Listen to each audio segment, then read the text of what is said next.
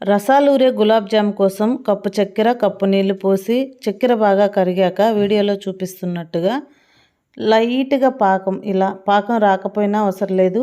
ఒక 5 నిమిషాలు ఉడికాక దానిలో చిటికెడు కుంకుమ పువ్వు, హాఫ్ స్పూన్ యాలకుల పొడి వేసి తిప్పి పక్కన పెట్టుకోవాలి. ఇప్పుడు పిండిలో సగం పాలు సగం నీళ్లు కలిపి పిండిని కలిపి ఒక 5 నిమిషాలు నానబెట్టుకొని ఇలా వీడియోలో చూపిస్తున్నట్టుగా చిన్న చిన్న రౌండ్లు చుట్టుకోవాలి.